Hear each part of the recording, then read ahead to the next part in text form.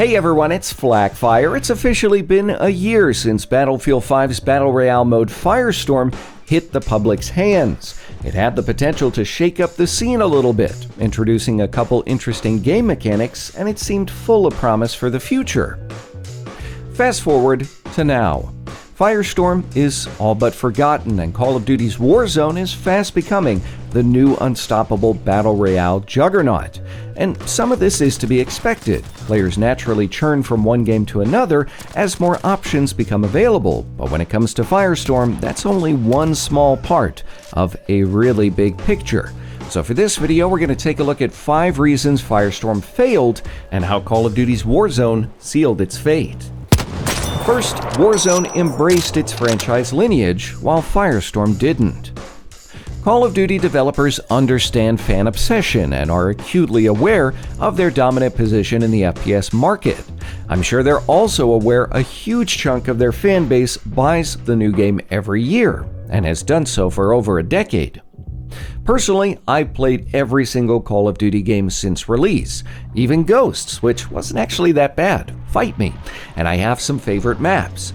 And while these occasionally get remastered as a multiplayer map in the core game, like the Many Lives of Nuketown, Call of Duty found a way to bring back some others through Warzone's Battle Royale map. And this wasn't really a new approach. Developers did it for Warzone's predecessor, Blackout, but I don't think it can be overstated just how impactful this approach is.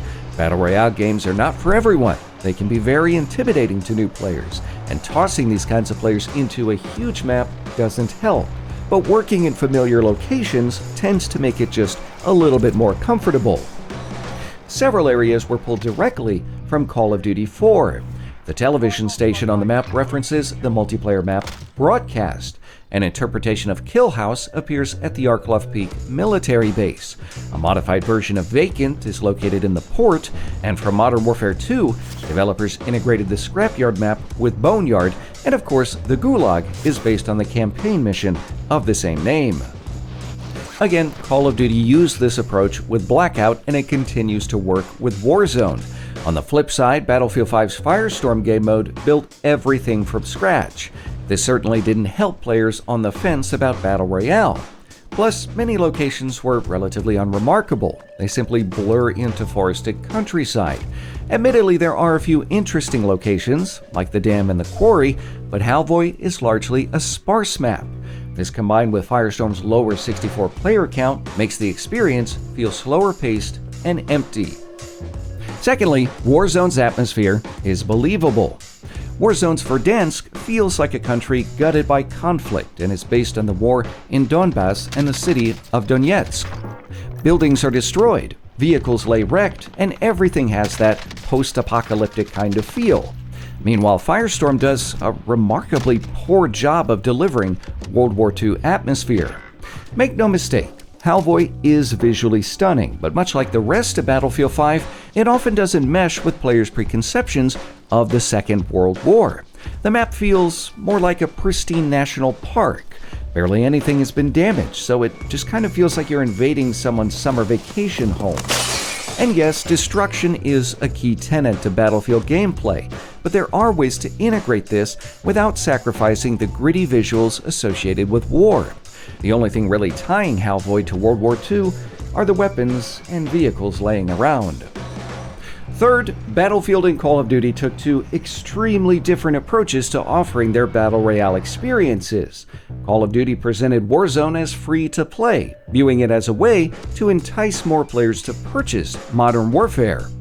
EA's decision to package Firestorm with Battlefield 5 put up a paywall for a game mode that could have quite easily taken off or served as a nice introduction to players. I advocated for this approach prior to launch, so it's a bit ironic to see it taken by Call of Duty with Warzone. Most Battle Royales are free to play, so why EA thought this was a smart idea is beyond me. The optics here aren't great no matter how you look at it. By making the purchase of Battlefield 5 a requirement to play Firestorm, you're not only cutting out a huge chunk of typical Battle Royale players, you're also telegraphing, whether intentional or not, that the game mode can't stand on its own. It appears as an add-on, a tacked-on novelty, or just another game mode, instead of a fully fledged experience. And by that same token, many players who might have been interested in Firestorm were turned off by its connection to Battlefield 5 and the PR controversies at launch. And that's really quite a shame and a serious disservice to the crew at Criterion who developed Firestorm. When it arrived, everything just worked, which is saying something for a Battlefield game.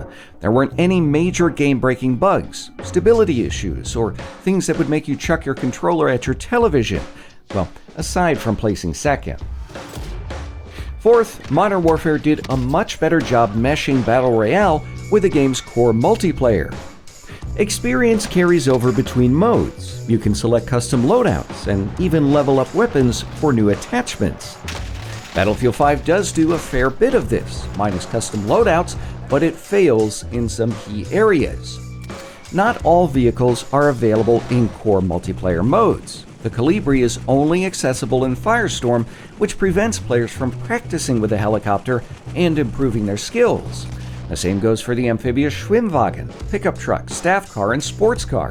It's simply mind-boggling that DICE has these assets and chooses not to use them in the main game. There is at least one map, however, Merida, which features the drivable tractor from Firestorm. Warzone also integrates familiar kill streaks from the game's core multiplayer experience, adding another feature many players already understand how to use. On top of this, Call of Duty even added a sort of Battle Royale light with plunder. In this game mode, respawns are allowed as players try to capture and bank as much money as possible. It's easily my favorite mode, because it's basically Battlefield Hardline's blood money on a massive scale, less punishing than a regular Battle Royale, and more in line with the spawn, fight, die, respawn flow of traditional Call of Duty. Fifth, Warzone is actually getting proper support. Developers have already added a new game mode, new weapons are on the way, and it's clear Activision intends to push Warzone heavily. These kinds of signals make a huge difference on whether or not a player base actually invests their time into a game. With Firestorm, EA was largely quiet. Now, duos were added, but then they were removed as the game mode struggled. Firestorm received just 2 major updates. They added a couple new locations on the map and some new weapons. However, one update broke looting and probably drove away some players, while changes to the game's TTK further upset the remaining player base. Now, we do know DICE had some future plans for new content in Firestorm at one point in time. Data miner Temporal has revealed a Stuka strafing run, medic bag, and a quick heal EpiPen were all in the works, plus a new respawn system and a new looting system. Of course, none of those things ever saw the light of day, and with changes in the most recent patch dropping minimum players for solos in Firestorm from 8 to 2, it's safe to say DICE and EA have just simply thrown in the towel. There's also the matter of the Solace narrative in Firestorm. Little is known about the secretive organization responsible for the Battle Royale, and it's likely going to stay that way. If developers have left Firestorm to die, it serves to reason the Solace story, if there ever was one, dies with it.